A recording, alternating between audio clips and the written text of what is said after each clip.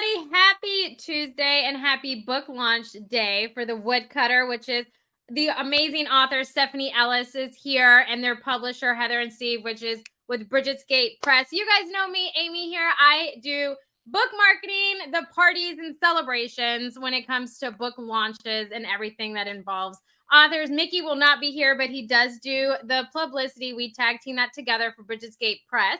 But without further ado, let's find out who all is joining Stephanie Ellis on her book launch. So, Stephanie, how about you go first? Well, I'm Stephanie Ellis, and I'm launching a book today, The Woodcutter. It's my new folk horror. I completely forgot about it the other day when I was talking about my books and got told off by those next door, Heather and Steve.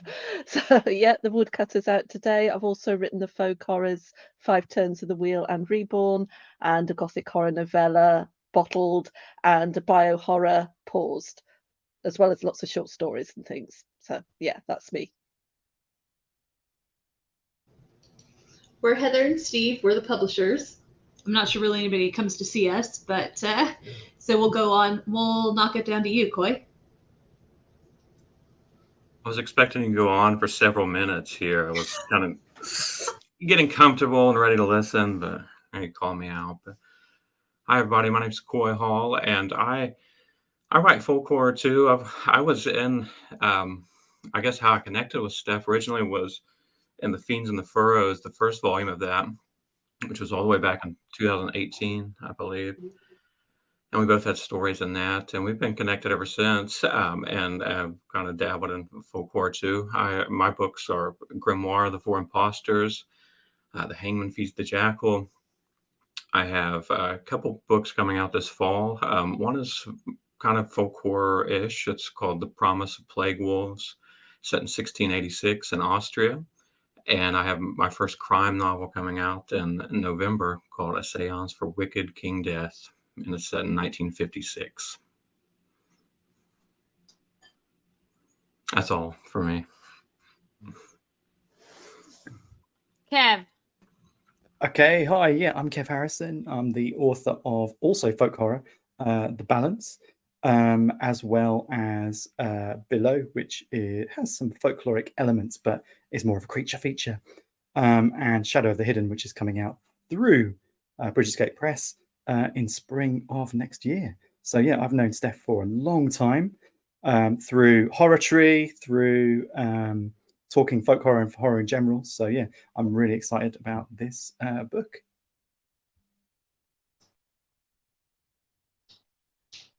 David, tell us a little bit about you.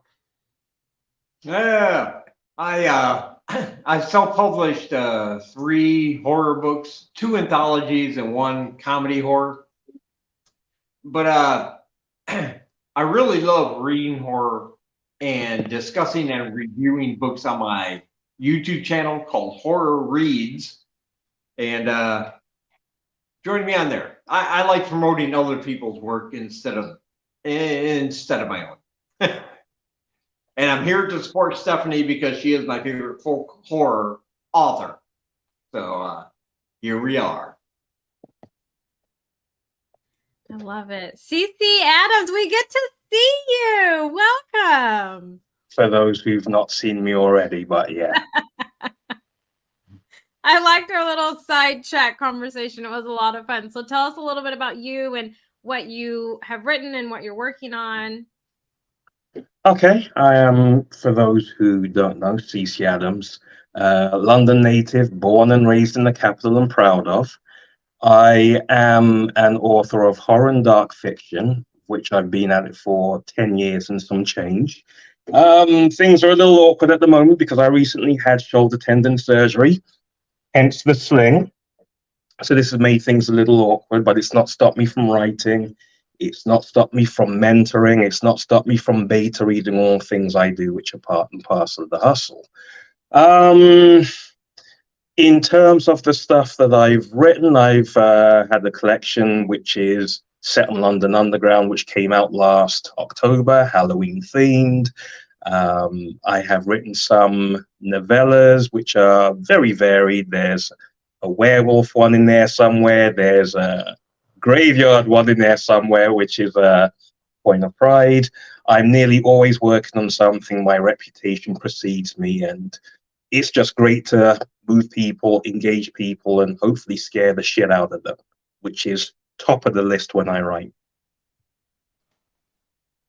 I have to That's say, a I good- love werewolf stories, so that sounds exciting to me. I love werewolves. They've scared me since I was a kid. I love them. I'm definitely interested in reading what you had to write, man. Yeah. Excellent. Yeah, that'll be a good one. I think Steve made a note about that one. He loves Oh. shapeshifter stories too. Oh yeah, absolutely. Hi, Holly. I'm glad you could join us. So we're just getting wrapped up with our intros. So if you want to take a minute to plug what you've got going on, Tell us you- about yourself. yeah, tell us what you're about doing, yourself and what's introduce going on. yourself. Okay, hi. I'm Holly Cornetto. I write. I've done a couple anthologies where I edited. I know today we're talking about folk horror. I've edited 2 anthologies for Erie River Publishing that were folk horror. They're called The Old Ways. And if I was better prepared, I would have a copy to show you. I also have a novel and a novella published. So my novella was called We Haunt These Woods, which came out through Bleeding Edge Books in 2022. And my newest novel was co-written with a friend of mine, S.O. Green. It's called They Are Cursed Like You. It's book 1 in a series that we're calling Trailer Park Witches. So that's kind of me in a nutshell. You know, I'm a bit of Jill of all trades, I guess you'd say. But it's nice to see you all, and thank you for having me here. Thank you for coming. Thanks for coming. So usually what we do is we start off with what has, I think, belovedly become known as the mom read. And then we're going to dive into the story itself and then talk about folk horror more generally. So my mother, when my sister and I were growing up, my mother read to us way into our teen years, and we were merciless. This is going to be old news for everyone except you, Mom. But yeah, and she would read to us no matter how late she worked, no matter how sick she felt, no matter how tired she was. We would stay up late. We would beg for more pages, more chapters. We were horrible. She would read when she had strep throat, when she could barely keep her eyes open, and we'd nudge her. But because of that, when I read, the voice of the narrator in my head is my mother's. And so when we greenlight books, we all have to read them. We all have to read the complete manuscript before we make a decision. But I always greenlight when I start hearing my mother tell the story. And we've had one book where it was at the very end of the book, and we've had some books where it's like the opening sentence. So it just kind of depends. So I'm going to read the paragraph where the voice in my head changed from mine to my mom's. The victims, Rosie Groves and her son, were killed by a drug-crazed couple who believed themselves to be the Woodcutter and Grandma reincarnated. Woodcutter and Grandma, those horrors of local legend, those stories of his mother. Groves? He'd seen the name somewhere. Alec looked again at the family tree, saw the link to the Groves family. The woman was his aunt, his mother's sister. He was beginning to understand why his mom never wanted to talk about it. And that's what did it for me. That's when I wanted to greenlight it. Now, the guys always make me finish reading the whole book. but that was when I started to really fall in love with the whole storyline. But so my first question is, Steph, what made you do Woodcutter and Grandma? Like, what was the inspiration behind the story? I wanted to do a folk horror that was more present day, that was not in the Five Turns world, to see if I could do it. So I wanted something a little bit more rooted in modern life. And the idea of reality shows, reality TV, recreating or reenacting is very much something a lot of people watch and follow. So I thought it would be a good idea to have a rural reenactment of an ancient legend. And part of that was also because I was talking yesterday about Derren Brown. I don't know, those in the UK have probably heard of him. And he did a show a few years back when he convinced someone that there was a zombie apocalypse, and that person absolutely believed that there were zombies and they were the last person left alive. And I thought it'd be interesting if we could recreate an element of that. So although these people have got this reenactment going, there's also this idea that someone is playing with their minds a bit. So there's one or two characters in there who are convinced that other things are happening. It's not quite what it seems. So there's a lot of unreliability in terms of the narrator or the main two characters. So I use that aspect. I also, it's strange when you look at, I love murder mysteries on telly, and the sort of cozy murder mysteries, and they always have quirky and quaint little English names, or little names for their villages. And I thought it'd be great to name the places along those sort of lines. So God Be Gone Woods is just something you might find out in the middle of nowhere. What better name for a wood for somewhere where there's a demon and a witch or a devil lurking? And then if you've got a woodcutter, you need a village with a name that links to it. So I thought Little Hatchet. And then, of course, the area they live in is the Axe sort of Valley or what have you. So I brought in those elements as well. And then there's a little bit that sort of feeds into sort of Coy's area with the historical. I've seen those old pamphlets, 17th century pamphlets, where you talk about witch trials, old legends, all sorts of odd pictures and illustrations and stories. And I thought it'd be great if I could put Grandma and the woodcutter, their sort of origin within one of those pamphlets. So it's bringing together interests in history, in trying to bring a cozy element into folk horror by using those names, and a bit of reality TV. So it's just playing with ideas and seeing if I could actually bring them together in that way. And I think it works to a certain extent. Yeah. I have to tell you, when I read the synopsis, I was like, reality TV, I don't know. I don't know about reality TV because I don't watch it. And it was because you remember when I was pregnant, you were working nights and I was watching some show. And I'd fallen asleep watching TV on the couch, you know, as you do when you're pregnant. Well, and I woke up and I thought I was watching. It was Survivor she was watching. She thought it was real. But I thought it was real. I didn't realize it was, I thought it was a reality TV show. Like I didn't know that much about Survivor, so I thought it was a reality TV show. And one of the characters shot another character. And I like freaked out. I called Steve at work and I was like, you have to come home. Like some guy has just shot some guy on real life TV. Everything's going to hell. We're done. And he's like, honey, what are you watching? that was a good night. I remember that because I was convinced it was a reality show. So I haven't been able to watch them since then, actually. So that's horrible. Could you imagine convincing somebody they're the last person alive? Yeah.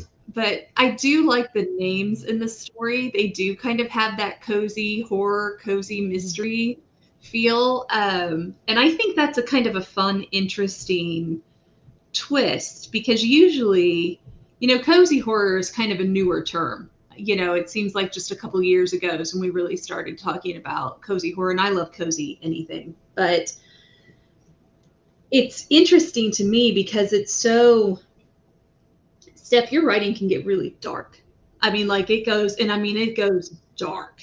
And so it's so interesting to me, that kind of conflict between the cozy horror names. And then you're like reading this darkest paragraph and you're like, ah. So Steve likes it because sometimes we have to sleep with the lights on if I read too late at night. So I'm cut off from all horror by sundown. But Yeah, no, nothing after dark. Nothing after dark.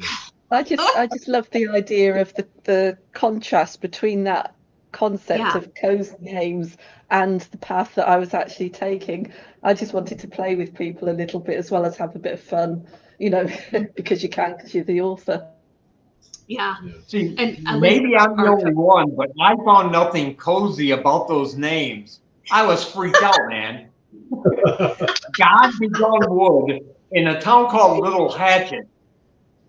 That gave me goosebumps. I was like, oh man, nothing good is going to come out of this story. nothing good comes out of any woods. But Yeah. I love that name, God Be Gone Woods. One word. Yes. Oh, I love that. Love that. You mentioned Stephanie's writing gets really dark, but she has a really versatile range too, because you've never read it, but she has a short story out there called The Woman in Slacks. Oh, yeah? Which Are you being funny? No, she's got a story called The Woman in Slacks. She let me read once. Oh, okay. Not dark? The opposite. The opposite of dark. I haven't seen that I one. was just going to say, have you seen or read The Woman in Black? Yeah, yeah. It's a spoof on that. It's a parody of that, but it's about these elasticated trousers, comfort fit. That once men put them on, they can't leave the area. It's quite fun. I think I'll put it up for free somewhere. I could possibly on my site, but yeah, I'll put it up again. It's one of my favorite stories. Fun. And no one would believe that you had written it. You'd have to put it on your site, because I haven't read anything from you that doesn't make me wish the lights were still on sometimes. So, so talk about folk horror, because I think folk horror is going through a type of renaissance, and maybe it's just because I had finally found the niche for it. Like, I know what authors to look for, and my librarian has figured out what authors to look for, but I feel like it's going through kind of a renaissance period. So I want to talk about that with everybody. So do you think it's going through a renaissance period? I feel like it has for 1 year for sure, but I think maybe even back in maybe late 2020. I mean, it could be with me, also jumping into that subgenre, but it does seem like there's more folk horror than there was even 5 or 6 years ago. And I think it goes through circles, or as far cycles. as novels and stories go. I think a lot of horror goes through cycles, but I feel like we're in the depth of a really good one right now. And it just makes me wonder, do you think it's because of the times that we're living in? With the economy and the environment and then the pandemic, do you think that there's a return? They always say that when the economy craps out, there's a return to superhero stories in America. Everybody suddenly wants to watch a reboot of Superman or Batman when they can't afford eggs or bread. And I just wonder if you think there's a renaissance in folk horror because of the economy and the climate and the pandemic, that people are kind of returning to the root feel, because, folk horror always has that kind of like cursed town, witch of the woods kind of feel, and I wonder, do you think that's what's behind it? Hi, Cindy. I think there's two strands. For me, it would be there's a reaction against technology a bit. People want to escape it, so they look to the countryside, they look to the rural areas. I mean, you only had to see in COVID with people trying to get out and away from each other during those lockdown periods. They just needed to get away. I think there's this overwhelming aspect of too much technology in people's lives, and then there's also the issues with land, with crop production, with overproduction in areas, with the destruction of areas that would have produced a lot of food for the world before. I think people are reassessing their relationship with the land in general, and when you do that, you start to look at the traditions that are associated with those areas as well. So I genuinely think it's a mixture of a few things. And I'll let someone else. No, I want to agree. chime in for just a second. I'm sorry. I'm so sorry.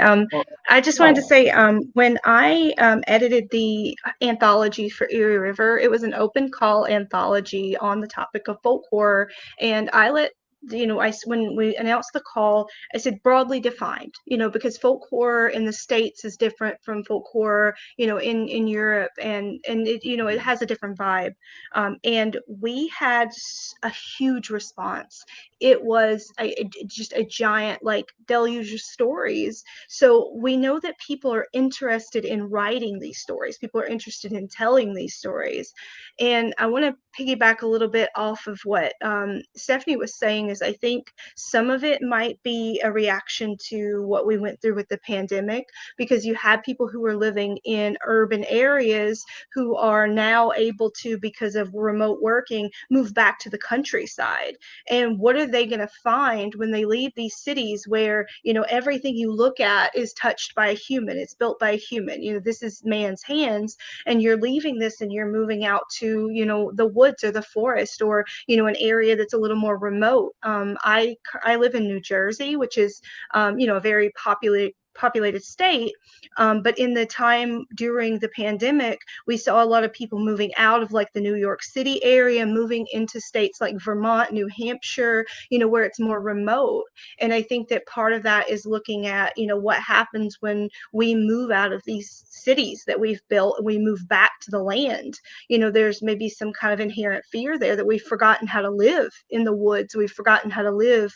And then I think another thing that goes hand in hand with it as well is during the pandemic, because we were, kind of shut up in our homes, we were dealing with isolation more. And, one of the things with folk horror is, there's in these stories, there can be a lot of isolation, a lot of like removal from, other people that and your friends and your family, going out into the unknown. So I think that some of that had to do with that as well. And I'm sorry, David, that I interrupted you. No, that's fine. As a matter of fact, you hit on exactly my thoughts. Folk horror, especially in this novel, the Woodcutter. This man who has been taken from his small town by his mother as a child, and led to believe that the town is evil, his father is evil, they're coming to find him. He's lived this life of paranoia and kind of being a lone wolf. And then he's kind of, after spending time in a big city, he's kind of forced back, I should say, to this town. And he doesn't really know how to live there, he's forced back because of circumstances, and he meets a man who's his father, who he doesn't really know. He has stepbrothers now, and then horrible things happen. Is it because of this town, or is it because he's just simply out of his element and doesn't understand the legends and lore of that particular town, about the woodcutter and grandma. And it brings up all these questions, and you were spot on when you mentioned that. That's exactly what I was thinking. I also think folk horror is kind of expanding as well, because we're getting more diversity in horror now as well. So I can think of, for example, Shane Hawke, who produced this collection called Anoka a couple of years ago, and some of the stories in that were, Native American folklore, completely new stuff to me, which really blew my mind. And you got people like V. Castro bringing like Mexican mythology in and that kind of stuff. And there are loads more that I'm forgetting stupidly, but we're just seeing much more diversity in our horror writer backgrounds, and I think that brings new folklore, and then that creates an appetite from readers because it's just stuff we've never seen before.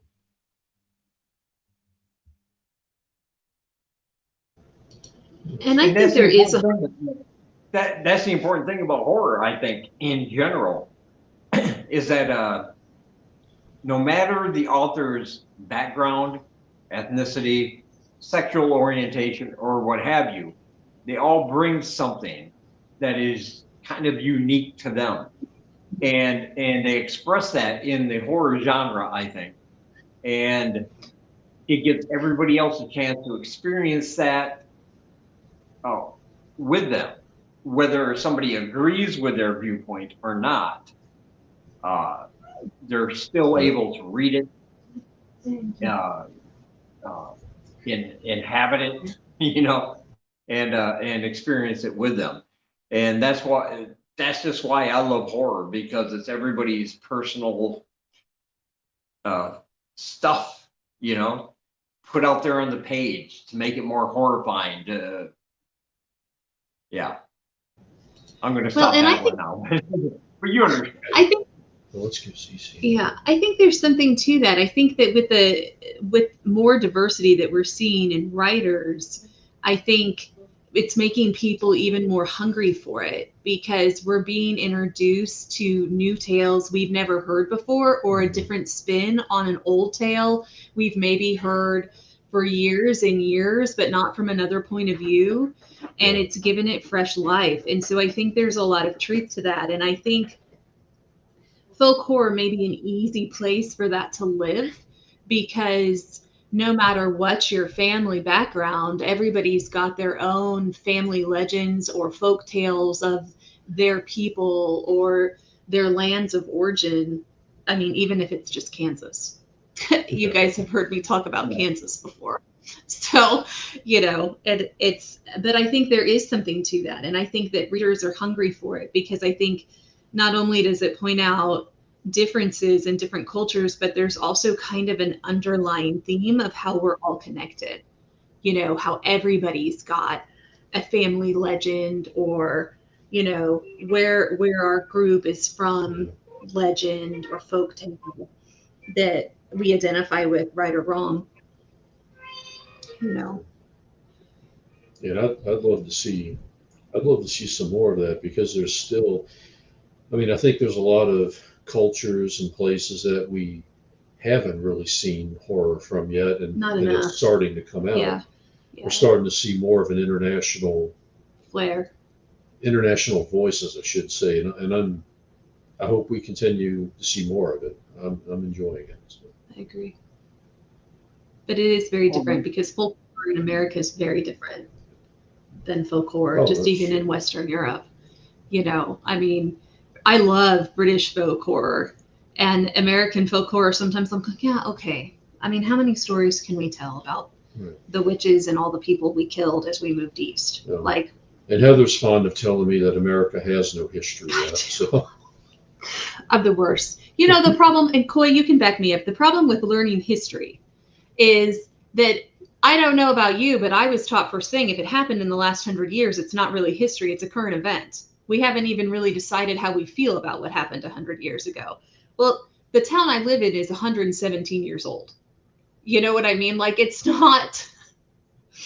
hard when you're American, because you're like, well, we've been here for 400 years. Well, okay. But I have a friend who lives outside of London, and there's not a building in her town that was built after 1850. So, it's a totally different landscape. Right. Yeah, she's fond of reminding me that we have friends whose parents saw the founding of this city. So, right. Okay. Yeah. Their parents. We're just not that old here. So, we killed all the history here before us. Coy and Cece, what were y'all's thoughts on that first question?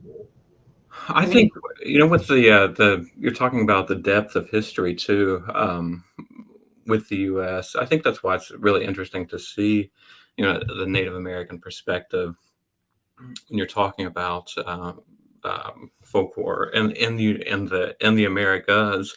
I would like to see a lot more of that, honestly. I would, because 100 years ago isn't that distance. It's almost within living memory, and I agree. But I do think that's what makes European history a kind of a richer tapestry for it. But we do have over here, a rich history too. It's just not the George Washington history that people tend to focus on. There's no depth to that. It's essentially it's recent.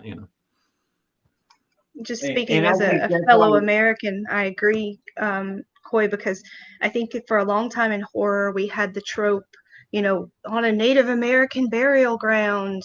And that was just such a big thing for so long, but it's told from the perspective of the white settlers who come in and they take this. And so it's interesting to now see more pushback and see more from the perspective of, okay, here's what happened, instead of us telling these stories and perverting them in ways.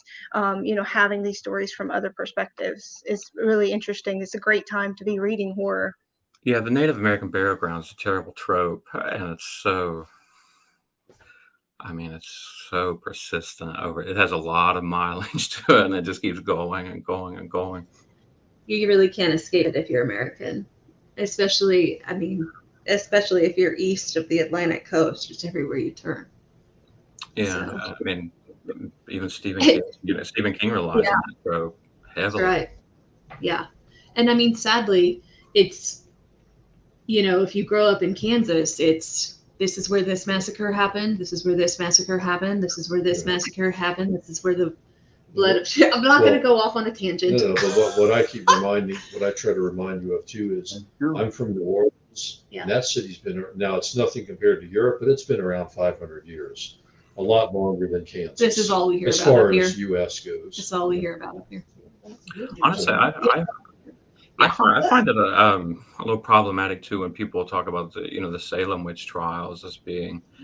There's a story trope that I really don't like. That what if they really were witches, and they're getting their revenge and these things, and that is, you're talking about innocent people who died there. It's not something that should be. And I've seen that, and so movies will do that more often, like. This woman was a real witch in Salem, and she really came back, and that's just not okay.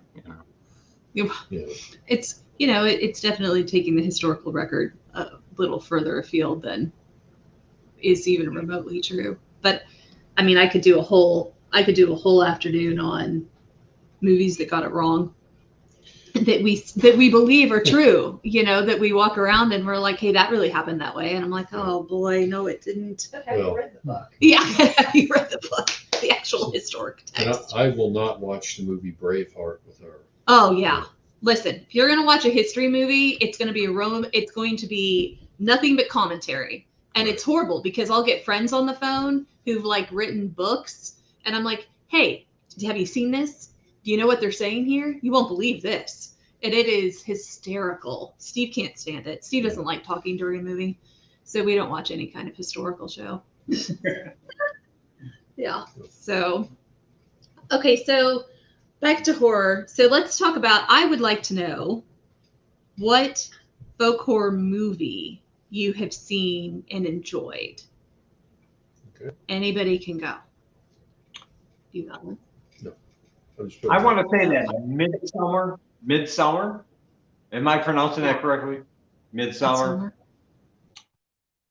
I liked it, but to me, it was more like an extreme breakup movie.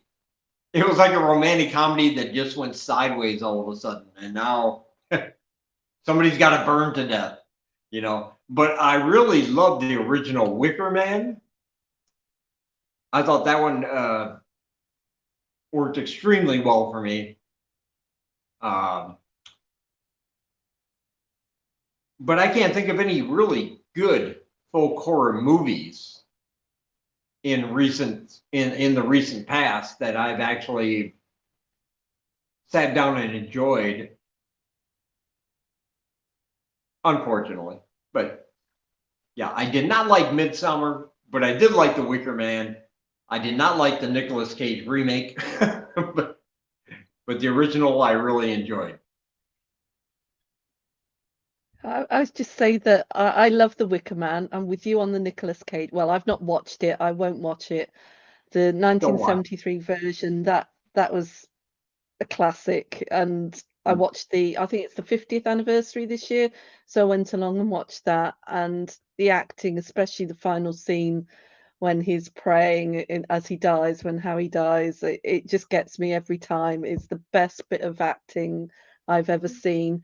In terms of other folk horrors, Apostle is a very good one, with that isolated cult on an island, and it's very dark and gruesome. And there is also one, I'm going to get the name wrong, Elementari or something like that. I think it's The Blacksmith and the Devil. It's a Basque film, so it's subtitled. It's on Netflix, and it's historical as well. So there's that element in there, and there's a lot of dark humor in it. So there's a lot of legend. It's about this devil who's being contained, and there's some lovely bits of humor in there as well. So I would recommend Elementari, Apostle, and then always The Wicker Man. Am I the only one on this live that has seen The Wicker Man with Nicolas Cage? Am I the only one on this that has seen that? I wish you were. I'm not seeing that. Unfortunately, I have, and I'm scarred. So.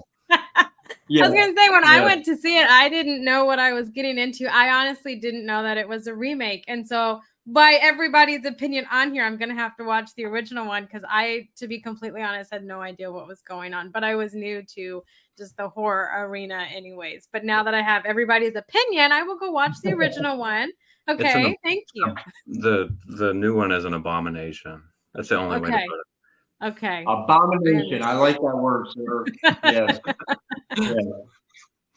I love Nicolas Cage in general, but that was just compared to the original. Yeah, forget about it, man. Forget about it. Right. Anybody else got a favorite folk horror TV show or movie? I'm gonna throw one out here that might be cheating a little, because I don't know if it's folk horror. It's ongoing. Yellow Jackets. Have any of you guys been watching Yellow Jackets? Yeah, I haven't seen It's it yet. this really interesting concept, and it takes place in dual timelines, which I love. A lot of what I write does things like that. But these girls in the 90s are in a plane crash. It's a girls' soccer team, and they're in the wilderness, remote area in the middle of nowhere, and they're having to spend. Well, it starts out in the summer, but then season 2 just came, and they are in the winter, and they're trying to survive this terrible winter with very few resources, very little food, and they begin to sort of form a religion among themselves where they're worshiping the wilderness. And I say it might be cheating because it's an ongoing series, so we don't yet know if there is some kind of entity or if this is just them hallucinating with hunger and being young girls and things like that. But it's a really interesting, very well done, quite gruesome, so it's not necessarily for the faint of heart, but so far I've been really loving the elements of this where you see them like start to, you can tell they want to have something to believe in, they want some hope, they want something, and so they're turning to this like personified deity of the wilderness. And then it's interesting because it shows them in their adult timeline, which would take place in the present day, and the fact that they believe maybe they've brought something back with them. And I won't say more than that because I don't want to spoil it for anybody who hasn't watched it. But again, I'm not sure at this point whether it is folk horror, whether it's more psychological, but it has a lot of those elements and the tropes that draw me to folk horror particularly in it. So I highly recommend you guys like give it a watch if you can. I think it's Showtime might be the streaming thing, but it's excellent, and it's had some really great reviews, and I think for good reason. No, I think you're right. I love Yellow Jackets. I think it does qualify as folk horror, simply because it's set in a small. Well, in the past, part of that TV show is set on that island, right? A small place, very few people. There's a hierarchy that has to be figured out, kind of like Lord of the Flies, right? in the past, and then when we see them in the present, it is very jarring. It's just what happened to them back on that island really has an impact on what's happening to them now. And yeah, I think it's very folk horror-ish.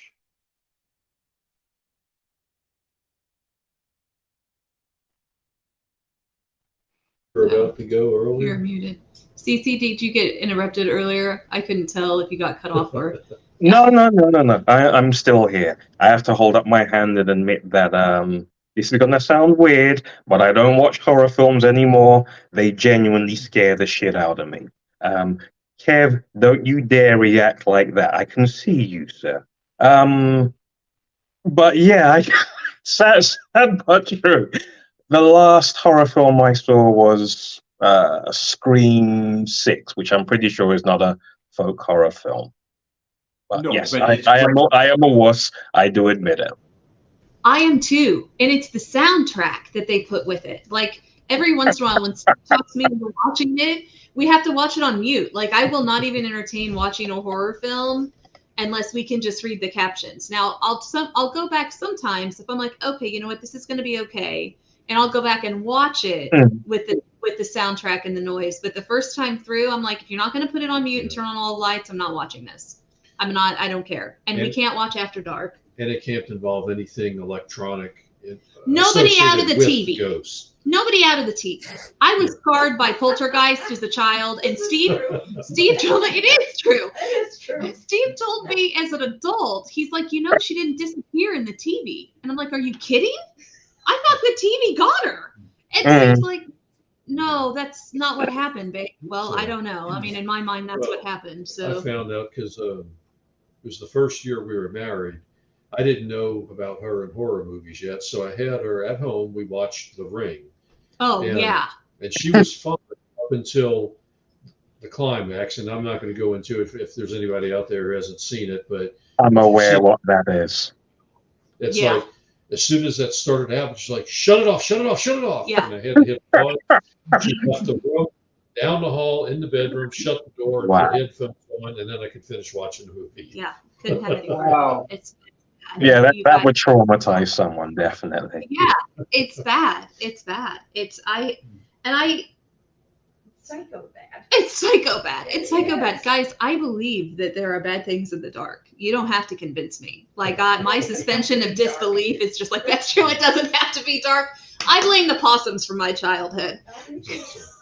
Traumatized by the possums and the garbage cans right up against my window as a child. It's not worth it. There are absolutely things that go thump in the dark that are dangerous. Yeah. So, So I think, I don't know, it would be my favorite folk horror, but it's the memory of it stuck with me, and it's one of the first horror movies I remember watching, period. Way back, it was called Deadly Blessing. Is anybody else out there familiar with that one? I haven't even heard of it. Not familiar with that one. It's a small rural community. It has all the elements. There's this woman that moves into town, as I remember it, and people start warning her about the incubus. And there's this whole religion there. It's like a weird cousin of the Amish, is what this community's like. Ernest Borgnine was in it. He plays like the elder of the community. Really?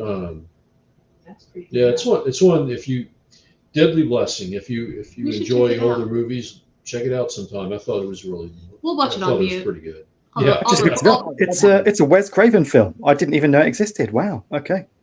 Yeah. We'll watch it on It's mute. a Wes Craven film? Yeah, I didn't realize. Yeah. Never heard of it. I never even heard of it. That's amazing. It's 81, things so I was only you 2 years old. In my defense. Well, I'm ancient, and I never heard of that. Wow. Mm. So, But I'm more of a horror book kind of guy. I'm very critical sometimes of horror movies, like to the point where little things will just annoy me, and I'll be like, that could have been better. That could have been done better. But for some reason, when it comes to horror books, and I can read them, and my mind is imagining what's going on, on the pages. You give me great characters, you give me a great setting, and some It spooky becomes so stuff. vivid and I so am real. so The wood. into it. It's just amazing. It's because a book, I mean, we're all authors, right? So a book can take a year or more to write, and yet a reader like myself, because if I'm into it, man, I'm reading it through. And so I might be able to read it in 8 or 9 hours, something that took you a year, 2 years, 3 years to write. But that doesn't impact my feelings for it, because I don't know. I have a great deal of respect for horror authors, because you take me to these worlds. You let me leave myself for hours on end. Put me in your horrific landscapes, let me run wild in them. But horror movies, I don't know. I think it's because when you're watching a movie, you're watching it kind of passively. I don't know how else to explain it. You're watching it, but you're not really involved. But when I'm reading, Like I And it's am in there. I am just yeah. absorbed. And if somebody And I takes think me out of there, I am pissed. I got to tell you, Yeah. my biggest pet peeve is when I'm reading and somebody interrupts me in the middle of a chapter. I just go, Yeah. I go crazy. Yeah, I go, yeah. never talk But, to me when I'm reading. Yeah. Yeah. But I do a horror movie. I mean, you know, I know a lot of people didn't like the newest Texas Chainsaw Massacre. Maybe you guys want to give your feelings on that. But you know, I figure this, hey, Texas Chainsaw Massacre, it was set in Texas. There was a chainsaw, and that bus scene definitely had a massacre. So at least it lived up to what it was, you know. Yeah. But that's just me. I kind of thought it was okay. I don't. You know, we talk about how Cece and I can't watch horror films, but are there books that you can't read? Like there's a podcast, Books in the Freezer, which is very real for me. Like if I get to a place with a book where I'm like, you're too frightening, I either have to bury it under the bed or I have to put books in the freezer in a baggie. Like just forget it. I can't. So what's the book? Sorry. I had a moment here with the Woodcutter where I wasn't sure I was going to be able to finish it. And I was like, well, okay, that's too bad. We'll see tomorrow when the sun comes out again. But I honest to God, I mean, Steve laughs about it all the time, but I cannot read scary books. Like once sundown starts, it's like we're preparing for the opposite of vampirism here. I'm like, okay, put all the scary books back on the bookshelf, put something in front of them. I don't want them to accidentally fall off the bookshelf later. And if Steve's like, hey, I just want to read you this passage, I'm like, unless it's the end, no, thank you. Like, don't read anything remotely scary after dark. Well, and I learned early on, she literally will put the books back on the shelf and will either put them to arrange bed. them so they're not visible. Put them to bed. And I learned early, it's not funny to come up to her the next day and ask, No. hey, where did that book go? Or you listen to this. You want to know what he did right after our honeymoon? He put the book on my pillow. I woke up in the morning and that scary book was literally 2 inches from my face. Almost lost my mind. Almost ripped all the pieces out. I mean, like that was horrible. That was horrible. He's a prankster. It's not safe here all the time. But No offense to you, but good job, sir. Good job. Yeah. But yeah, I do. You know, there are scary books. What's the scariest book you've read, either ever in your life or lately? Out of all the books I've ever read, there's only one book which has made my skin crawl reading it in the daytime. It's a book called Incubus. Not the one by Ray Russell, but it's the one by Joe Donnelly. It has the tagline, "What kind of baby would steal a mother?" So to come back to your point earlier about scary books and scary films. Again, I've grown up reading. I've grown up reading horror, and I've grown up watching horror films, but I've just watched them to the point where it's a physically unpleasant experience to watch those films now. There might be an exception or two, but generally I don't watch them. What I find generally now with my peers and such is they'll either be creeped out and disturbed by films, they're in the minority, like me, or there are people who are creeped out and disturbed by the books. With the exception of this one book, no matter what book I read, I might think, well, that's a cool scene. Well, that's intriguing. But it will never disturb me to the point as if I was watching a horror film and someone's eyes go yellow and they have a mouth full of fangs, or there's a little girl with an inhumanly deep voice, or there's a grinning corpse which is crawling after someone, or any other kind of visual trope that you can think of where it might be a jump scare or something more insidious. That stuff will disturb me, but if it's on the page, I'm fine. But again, I appear to be in a minority on that. Most people appear to, from my experience, they're more creeped out by what's on the page as opposed to what's on the screen. Yeah. I think it stays with me longer. If I read it, it like ruminates in the back of my head where if I watch it, I might remember a certain scene or the musical score to a certain scene or some dialogue, but I am more likely to remember the details of a book for longer than I am the details of a movie. And that might just be me, but I think that's why the books and sometimes scare the hell out of me. That, and if you grew up with a mother that does all the creepy voices, I mean, still to this day, guys, Lord of the Rings and The Hobbit can drive me to the end because my mom does a Gollum voice like you cannot imagine. I mean, like, Gollum terrifies her. Still to this day, he has a Gollum statue, and I'm like, oh no, not in the library. No, thank you. Gollum is the thing's nightmares. Thing for me is I can read horror books, and I don't like sort of have to put them away. But there are some times where I'm reading a specific passage, and I'll be so like mentally exhausted by the kind of fear factor that I'll just have to go, yeah, I'm going to close that for a bit and just go and make a cup of tea or something. Like, I don't know how many of you guys read Gabino Iglesias's The Devil Takes You Home last year. Oh, yeah. Oh, my God. If I just, I'm not going to spoil anything, but if I just say the word bolt cutters, you know what I'm talking about. And I just was reading it on a train and just went, nope, okay, yeah, fine. Just going to do something else for about an hour and then I'll come back to the book because just cannot right now. I can't even imagine reading that scene on a train, like in a public spot. I can't. He read that actually at Estes Park before the pre-party to the Stokers, not this year, but last year. And even hearing it read it, I was like, oh my gosh, I can't believe we're in a room full of people. Like, wait, he read that? He read that scene? Yeah, he read that scene, and he had bolt cutters with him on the podium. Oh my God. He just tells them as he was reading the scene. And you could have heard a mouse run across the floor in that room during the reading. I'm glad I wasn't there. I had to go outside in the sunshine. I was like, we got to have some sun time.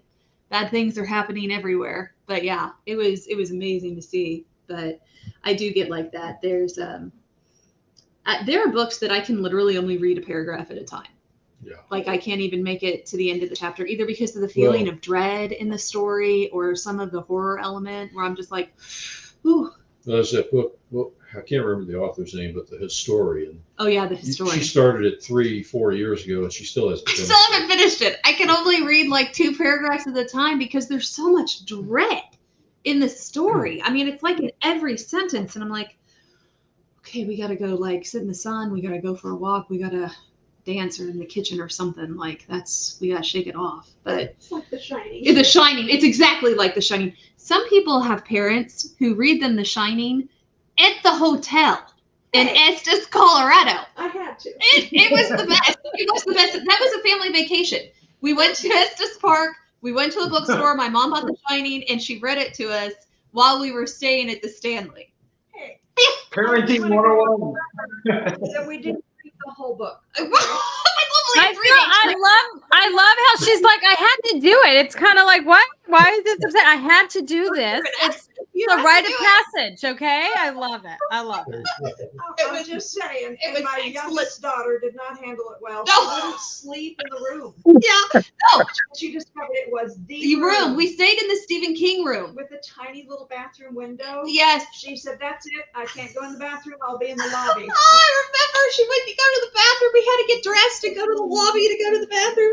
I'd forgotten that. She wouldn't go in the bathroom at all. Heather handled it kind of okay, but not my youngest. I ruined my children to start. I had to jump in. My sister won't read horror still to this day. It's too much. I can't sense The Shining. I'm done. That was pretty good. That was a pretty good time. Before we run out of time here, let me throw this out to all of you. Since I think all of you said you've written some folk horror at least, was there a story that you read that inspired you to go on and write in that subgenre, story or book? Or edit. And I'll throw that out. We'll start with Steph and then work around whoever. I don't think it was so much stories. I think as a particular story, I think what inspired me with folk horror is very much where I grew up. I came to the genre quite late, but it was at the time when I've got this sort of nostalgia for those years of my childhood between the ages of 8 and 17 living in the middle of nowhere, and I've been thinking about that time a lot and the feeling, the atmosphere of that time. I just wanted to bring it into my work. And so mixing that with legends, or the idea of legends, it just seemed to evolve naturally. But as I started writing, I did read a lot more, and I came to, I watched a few films. I don't always watch horror films, by the way, Cece. I only watch a few. I prefer books. So I've watched a few, but the books that I recently picked up and I really enjoyed, there's Harvest Home by Thomas Tran. It's a classic. The Ceremonies was a bit of a doorstopper, but again, it's a pretty good folk horror. Water Shall Refuse Them is a really good one. It's a very recent one, but it's set during, if you're in the UK, you'll remember the drought of 1976. So it's set in that time, and it just oozes that the temperature of the time is really good. So for me, I'm discovering folk horror books now rather than when from years before. It's just the idea of growing up, and the books I read were set in the countryside. Books I was given at Christmas were all sorts of things that would go on around you, little observation books about the animals and the creatures and the sayings that the farmers would have, all those little things. I think those are what fed into my writing within, sent it on its path to folk horror.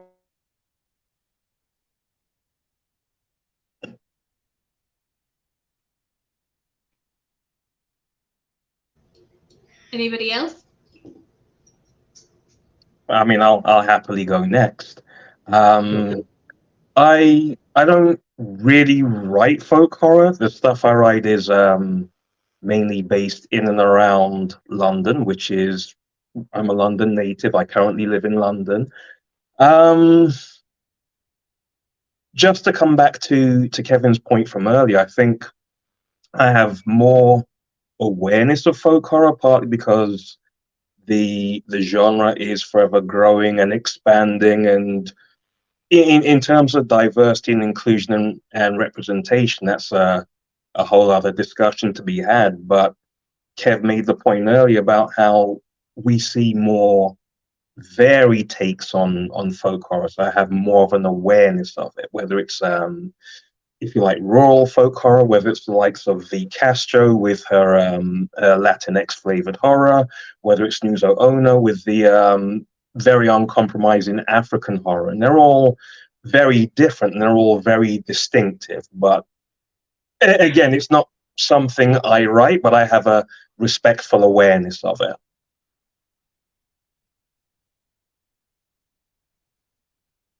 I will say this, I am kind of new to folk horror in general, despite my advancing age, because I am old. But I believe the first folk horror novel that I realized was actually folk horror was by Adam Neville, Cunning Folk. Anybody a fan of Cunning Folk? Okay, well, I love that book. And that eventually got me to Stephanie. And I'm not saying this just because she's here and because this is her stream, but my absolute two favorite folk horror novels are The Five Turns of the Wheel and Reborn. I love that world. I love those characters. She just has a way of writing even her villains in her books. And she gives, they're just not boogeymen set up for the characters. They have a certain humanity to them that makes you feel kind of compassionate toward them at times and what they're going through, even though they've done these horrendous, atrocious things. and I really love that. But there's also, like Winterset Hollow and Starved Acre, which Starved Acre is a book that Stephanie tweeted about. And when I read the tweet, I was like, yes, I want that.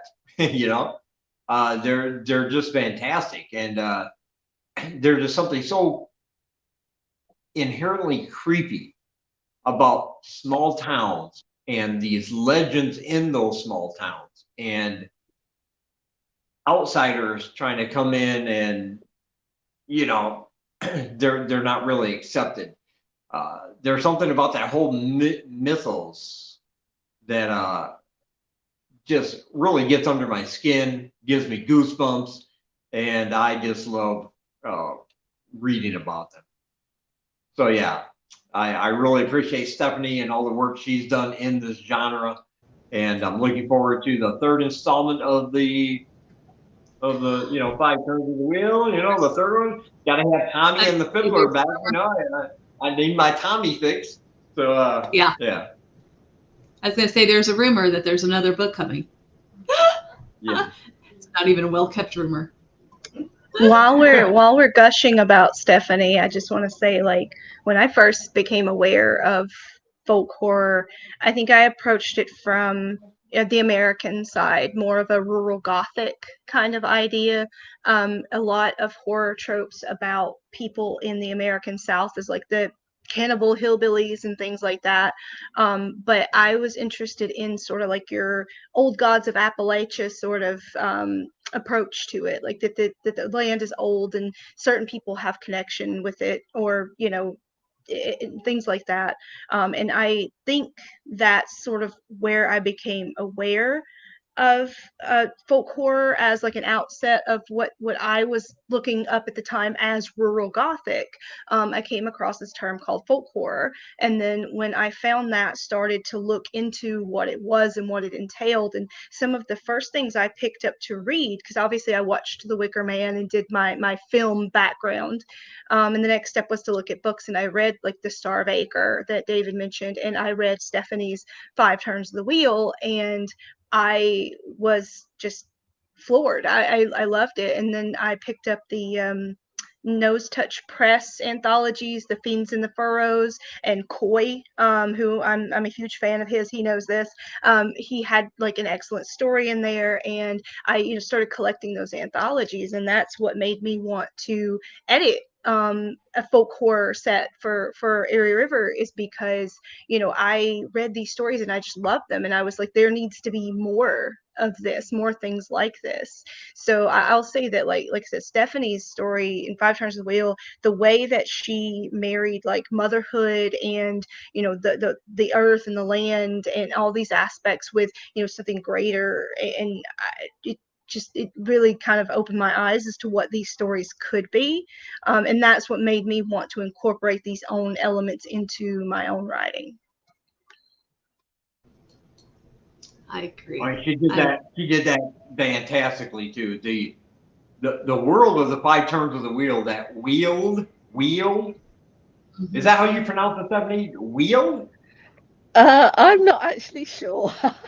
Over here, some people go Weld because there is an area called Weld. Yeah, that's the way I see it in my mind. But that world is so mind blowing. Yes. Yeah, thank you. I was going to ask how you pronounce that too. Now it's like I will confess to a bad habit of choosing names that I can't pronounce. I'll remember that when I'm reading. Then they look good on paper. Because there's in 5 Turns there's quail, and that might be wrong. I'm not quite sure. And then in Reborn there's the horned god, who is it's either Kanunos or Sanunos. I can't say it. But yeah, and I do remember meeting Adam Neville once before I'd written anything except for this little novella whose name I can't pronounce, and I was talking to him, and then my daughter, my eldest, was with me, and she told her, "Oh, Mum's written this novella and it's just been published. I think it was in something with Graham Masterton in." And he said, "Oh yeah, what's it called?" And I was sort of tripping over the name while I was trying to tell him. It's a very bad habit. Well, before we sign off, Steph, is there a part of the book from a passage from the Woodcutter that you'll read for us today?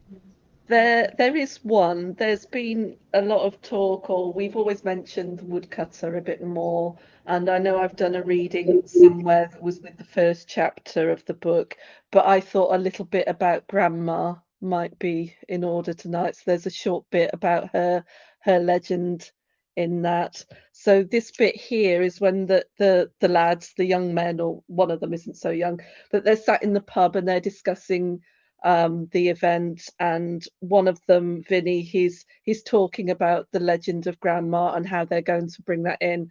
So he's telling this other lad what's going on. So it starts, once upon a time. So once upon a time, said Vinny, ignoring him, and centuries ago, when lives were lived according to the seasons, and church, king, and government were remote entities to those who inhabited these parts, Little Hatchet and other settlements in this area went about their daily toil, obedient to the only person they feared, Grandma.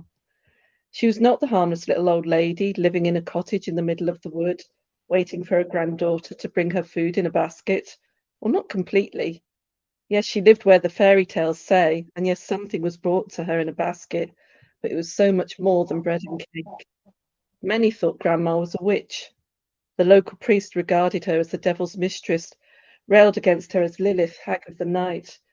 Yet he whispered his protestations, too scared to confront her, too fearful to denounce her any further in public.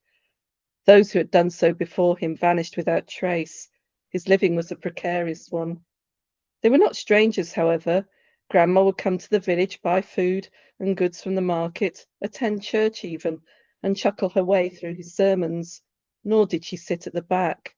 No, this ancient crone would make her way to the front of the church and sit in the Lord of the Manor's seat, and neither he nor his wife nor their children ever said anything, simply pretended she wasn't there, behaviour which amused her no end. Yet some spoke to her. Those with whom she traded would tell her the local gossip, the latest news, mouths opening so easily and spewing out anything and everything they had heard, even things they promised to keep secret, forgetting they had done so when they'd said goodbye to Grandma. A fog always descended over these conversations, and she would have her visitors in the woods, mothers seeking cures for the ailments afflicting their families, young girls hoping to discover their future, young men wanting help, seeking fortune and fame, others with more unsavoury requests. For good or evil, Grandma made no distinction between appeals and fulfilled the wishes made, provided the villagers paid the price. And at only 6 lives every 6 years, what could be cheaper? Grandma demanded these lives, young or old, healthy or infirm, sound of mind or feeble, it didn't matter. Grandma would name them and the locals offered them up. The woodcutter was her assistant, knocking on the door on the night of the gathering, a giant, a monster whom no one could deny. If Grandma was regarded as a witch, many thought of the woodcutter as a demon. Lurid tales spread about the fate of these girls, that Grandma and the woodcutter roasted them on spits and ate them, their flesh allowing them to live for centuries more. Others that the girls were for the woodcutter, concubines to entertain him at night until he wearied of them and chopped off their heads. None of this was the truth, and the reality was actually more gruesome. Yes, Grandma was old beyond imagining, beautiful once and privileged. She had made a deal with the devil to live forever, and her young lover, the woodcutter, desperate to stay with her, had also made this pact.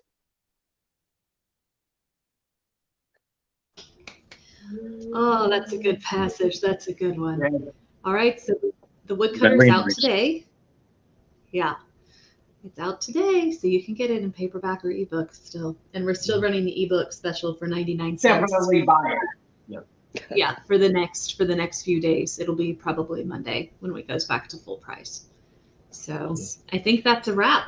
Well, thank everybody for being here today. It was good to have you all and nice meeting all of you.